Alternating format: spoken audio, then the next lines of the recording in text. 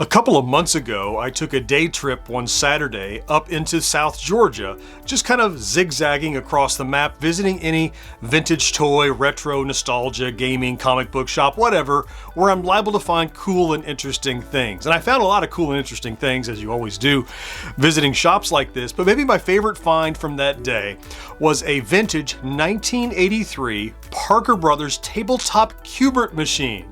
Now, it didn't have the box or the manual or anything like that, and the stickers were falling off and kind of water damaged and puckered, but it works great, the screen is good, so I snapped it up. And in this video, I'm gonna try to get that thing as restored as it can be to the best of my ability. We're gonna get after that right after this. This video brought to you in part by Tommy and the Order of Cosmic Champions. This exciting and heartwarming coming-of-age Gen X novel is available now. Check the link for more info.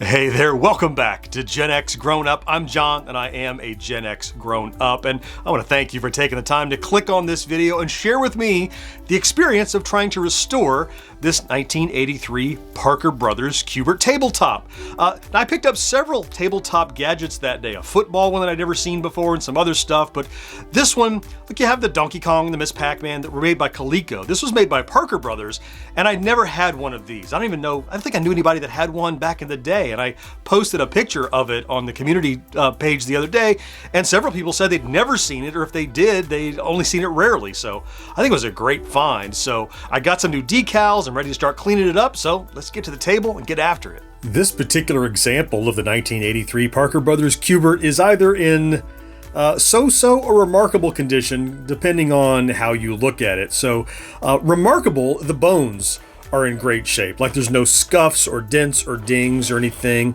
in the plastic.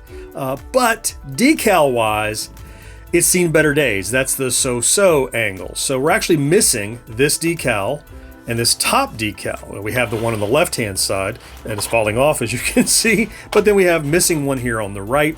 And then down here on the control deck, well, this particular one is, it's there, but all the decals, both here and up on the bezel art, it's just that, I guess it's like water or condensation or humidity or whatever gets behind these, and you get this ugly black splotchy look. You can see it on a lot of old game cartridges. You can certainly see it on the stickers, the decals on this qbert. So what I want to do is A, clean it up so that the bones are in good shape, and B, I'm going to replace all of these decals. So I've ordered a replacement set of decals from a seller on eBay who manufactures them and has them die cut already. So what my task here is then is to clean this up, get it in as nice, pristine a condition as it can be, and put those new decals on, and basically have a like new 83 qbert in my collection. Now you may be asking, John, does this qbert work? Well, yeah, it does. Now, very often I will actually test things live on camera for the first time and see if they work.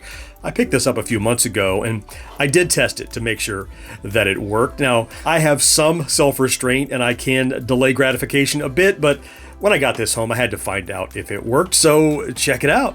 Yeah, so I've got the light here so that you can actually see the VFD cells, so let's power it on. I also have the mic a little lower. Oh, that looks fantastic. The mic's a little lower so we can hear because it's a quiet machine. So yeah, the interesting difference here is that you're actually changing the face of the cubes so that on this VFD screen, they were able to put the characters on top of the cubes while the color is on the face. Let's see if I could get just maybe one level finished. The control is great. Oh, I jumped on coily. That's not great. Oh, just one more. Nope. There we go. Level 2. And again, look, see, now I'm changing them to blue. So this VFD even has different colors that you can change to, although I think this one's on the right face. So maybe it's just blue or yellow is how they did it. I think that's what I'm looking at here. Let's see if we can lure coily. Here he comes.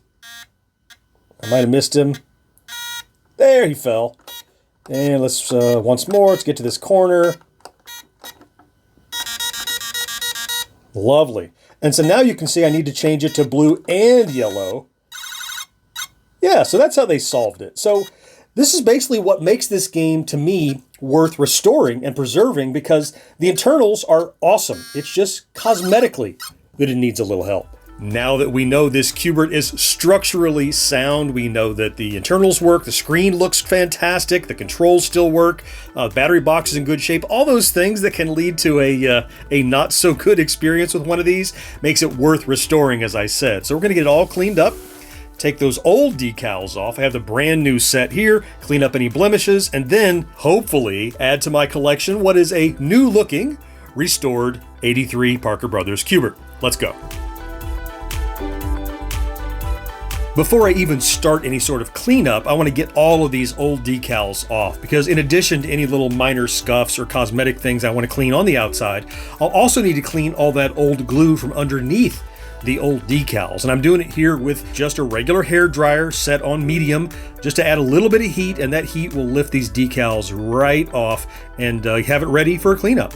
I've used this hairdryer technique dozens of times on tons of old decals, whether it's on cartridges or toys or whatever, but I've never done it around a screen like this, so I'm going to be careful not to overheat the screen. I don't know what kind of damage you could do with too much heat to that VFD, but just being very careful here not to apply too much heat for too long, and make sure I focus it on the sticker, not the screen itself in the dead center.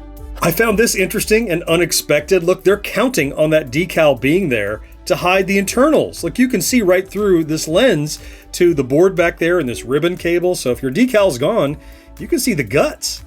So all the decals are gone now. Not just this one and the top, but that were gone in the first place, but I've got them all taken off thanks to that hair dryer method. Everything seems to be in fine shape. And now it's time to start cleaning up. And really, it doesn't need a lot of cleanup. We'll take a tour of the device and look at all the areas that need a little cleanup as we go. The worst offender probably is going to be these stickers that just came off, just to make it ready to receive those new ones so they don't fall off. I'm going to start down here on the control deck. You can see there's a little bit of something just on the edge here we'll clean up, but where the sticker residue is, you can even see the arrows are visible. I guess that's, I don't know, where the glue dried or something, or UV light came through different colors. I don't know, but we're going to get that cleaned up as best we can with just a little bit of decal remover.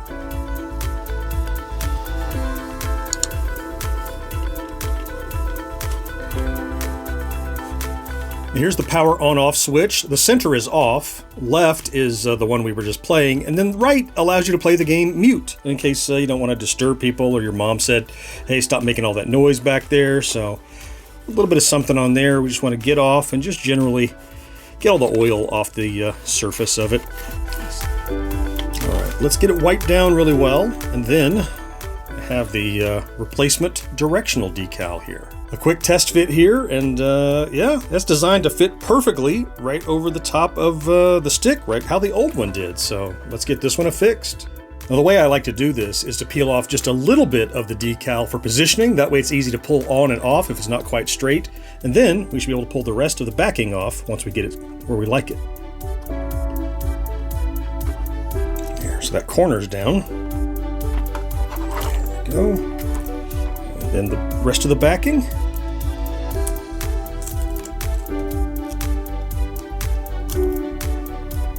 Pull it straight down.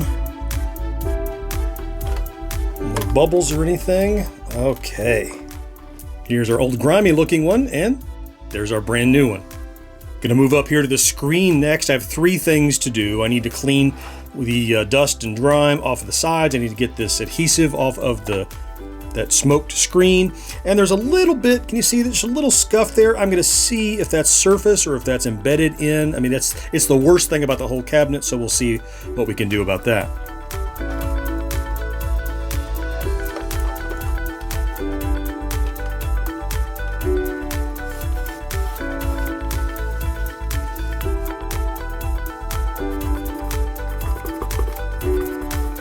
It might have been a little bit of a scratch, but there was dirt in it too. Looks like it came out pretty well.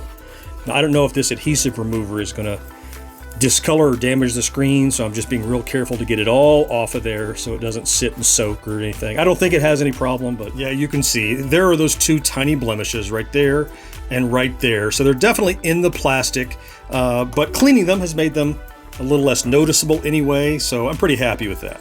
Once more, do a little test fit. That should be easy. Just throw it in there. Yeah, it's just all about getting it square. It definitely has, there's some room for forgiveness, but we're going to make it as square as we possibly can.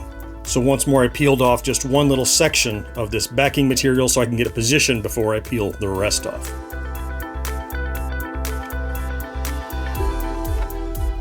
Alright, so I got all the backing off, so just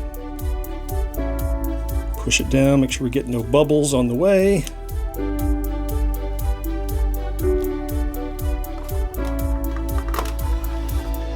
I want to take just a second here to thank all of you who have taken the time to visit and make a purchase over at our merch store at GenXGrownUp.com/merch. Look, you know, I mention on the videos all the time, we have all these nerdy designs and shirts based on games and TV and stuff like that. You can get, you know, graphic tees or phone cases or whatever, but every few days I'll get an email that says, someone made a purchase, and we'll make, you know, 50 cents, 80 cents, $1 or whatever off of those purchases.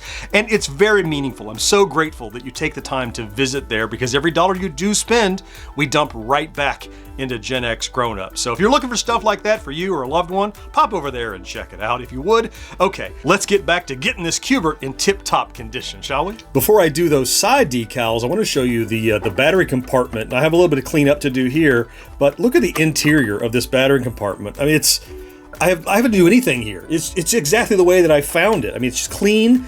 No corrosion, which is why it works right out of the box so well. It took nothing for me to be able to play this game. So just get a little cleanup on the bottom here and then moved to the sides and top.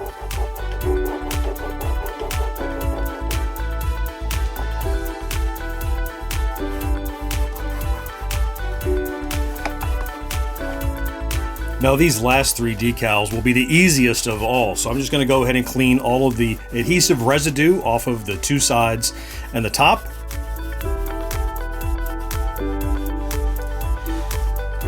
And then start with a little test fit.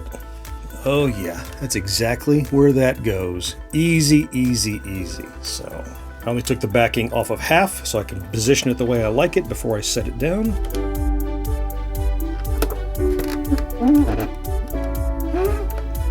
And then take off that other half.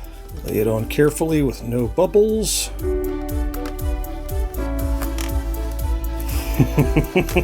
Great. Same thing with the other side. Just a little test fit. Make sure it's where I want it. Lay that down and peel the rest off. Lay it down nice and smooth, no bubbles. About half of that backing taken off, and then we position it right where we want it and lay it down.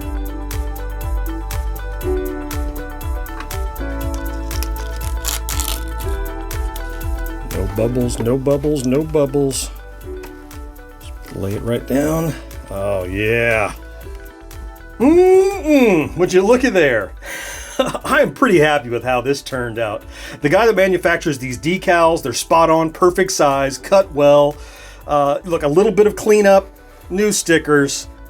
The screen scuff is barely visible now. This is great. I do these on occasion. Sometimes I debate, leave them original and scuffed and worn, or invest a little time and restore them. Like I'll put a label inside the battery door that discloses this is a restored device. I think it's only fair because, you know, who's going to get it when, who knows. Make sure that they know and there's no question about it. But I just want to play it some more. Let's play a little more qbert. You know, the work we put into this qbert, it's not going to change how it plays. It played great already, and I'm really happy with that. But, you know, for the 99.9% of the time that it's just sitting on my shelf, it's going to look just that much better. The control is still fantastic. I mean, if I needed to adjust that, I would have, but there was no need to even take a screwdriver to this thing. It just plays just the way it's supposed to. How awesome! I even found a full PDF that someone scanned the full instructions of this game, and it has great progression, different levels where you have to jump multiple times on the cubes and change them to what they need to be. So in this case, you need to change them to dark. For being a tabletop VFD version of qbert, I think they preserved pretty well all of the elements of qbert that you're going to want playing at home, you know? Man, it's a wonder what a new set of stickers and a little bit of elbow grease can do for a 40-year-old toy like this. I mean, I don't know what you think. I think it's gorgeous. And just a little bit of investment. And what we have now is something that, look, it's going to be in my collection till I die. I love it. And this is just a lot of fun to do. And I appreciate you coming along for the ride with me. Look, I will throw links over my shoulders here and here to some other videos I've done recently. I certainly hope you found something to enjoy in this quick video. And I can't wait to talk to you again next time. Bye-bye.